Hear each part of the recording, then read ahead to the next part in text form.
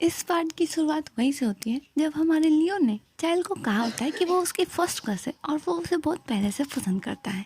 तभी मिस्टर हैन वहाँ आते हैं और कहते हैं कि अरे अरे, लियोन के कहने का मतलब है कि चाइल्ड बचपन से ही एक्टिंग कर रही है ना, तो इसलिए वो उसकी एक्टिंग का काफ़ी बड़ा फ़ैन है।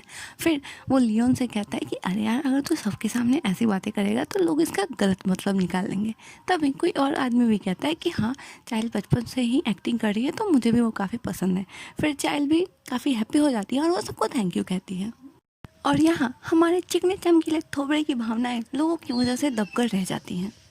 फिर लियोन चाइल्ड से एक पार्ट के बारे में पूछ रहा होता है जहाँ पे चाइल्ड उसे उस पार्ट के बारे में समझा रही होती है। और लियोन चाइल्ड से काफ़ी फॉर्मली बात कर रहा होता है, तो चाइल्ड लियोन से कहती है कि अरे, तुम ना मुझसे कंफर्टेबली बात कर सकते हो।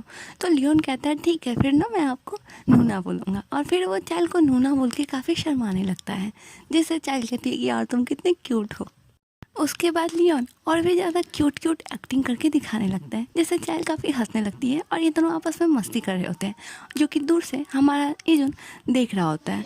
फिर इजुन की फट जाती है, बोले तो आँखें, इन दोनों को साथ देखकर। फिर जब इजुन चाइल्ड के साथ सीन डिस्कस कर रहा होता है तभी वहाँ से एक लड़की गुजरती है, तो चाइल्ड उससे पे घूर रही होती है। तो वो लड़की पूछती है कि चाइल्ड, क्या तुम्हें मुझसे कुछ बात करनी है, तुम मुझे ऐसा घूर क्यों रही हो।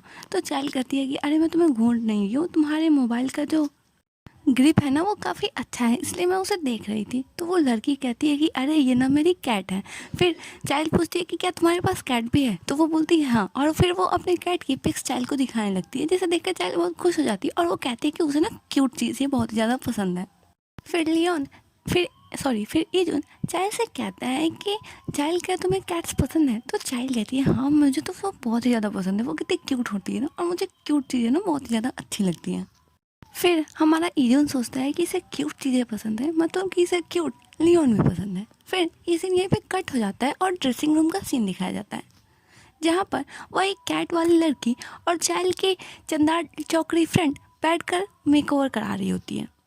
तो वो कैट वाली लड़की कहती है कि चाइल्ड तो काफ़ी अच्छी है, मुझे लगता था कि वो रूड है, लेकिन वो बहुत ही ज़्यादा अच्छी है, उसने तो मेरे से बहुत ही अच्छे से बात की। तब चाइल्ड की चंडाल चौकड़ी फ्रेंड कहती है कि अच्छा, तुम्हें ऐसा लगता है। मैं कह नहीं सकती, क्योंकि हम लोग स्कूल में उतने ज़्यादा क्लोज नहीं थे, और चाइल्ड तो हमेशा लड़कों के साथ घूमती थी, उसे लड़कियों से ज़्यादा कोई मतलब नहीं था। और फिर वो चाइल्ड के बारे में गलत गलत इन्फॉर्मेशन फैलाने लगती है। और ड्रेसिंग रूम के बाहर बाहर खड़ी होकर राइटर इन दोनों की बातें सुन रही होती है। फिर ये सीन यहीं पे कट हो जाता है और इजुन के घर का सीन दिखाया जाता है, जहाँ पे इजुन बैठा हुआ एक उल्टे टंगे बुके को काफ़ी देर से घूर रहा होता है।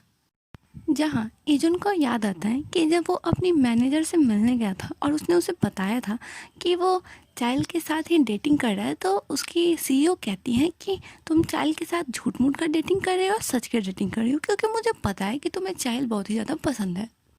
तो इजुन कहता है अरे नहीं नहीं, ऐसी कोई बात नहीं है, आपको ना कुछ गलत फहमी हो गई है। तो उसकी सीईओ कहती है कि चुप रहो, मैं जब भी बेस्ट इंटर्न के सेट पे जाती थी तो मैं देखती थी कि तुम्हारी आंखें कैसे चाइल्ड को देख के खिलखिला जाती थी। तो आखिरकार इजुन को मानना ही पड़ता है कि वो चाइल्ड को पसंद करता है। फिर इजुन के सीईओ कहती है कि देखो, तुम्हारा रिलेशनशिप कॉन्ट्रैक्टेड हो या फिर रियल हो, लेकिन अभी कुछ दिनों के लिए तुम्हें इसे होल्ड पे रखना होगा। इसीलिए इजुन ने चाइल्ड से कहा था कि वो उसके साथ अभी रिलेशनशिप कंटिन्यू नहीं कर सकता। फिर इजुन देखता है कि चाइल्ड एक कैट के साथ और हमारे चिकने चमकीले थोबड़े लियोन के साथ इजुन के पास आती है और उससे कहती है कि मैंने सुना है कि लियोन भी एक वेम्पायर है और वो काफ़ी क्यूट भी है, इसीलिए आज से लियोन मेरी मदद करेगा और मुझे तो क्यूट चीज़ें बहुत ज़्यादा पसंद है, इसीलिए बाय। तभी इजन चिल्लाता है नहीं, और वो उठ जाता है और उसे पता चलता है कि ये उसका ड्रीम था। तब जाके उसकी सांसें रुकती हैं और वो उसकी सांसों में सांस आ जाती है।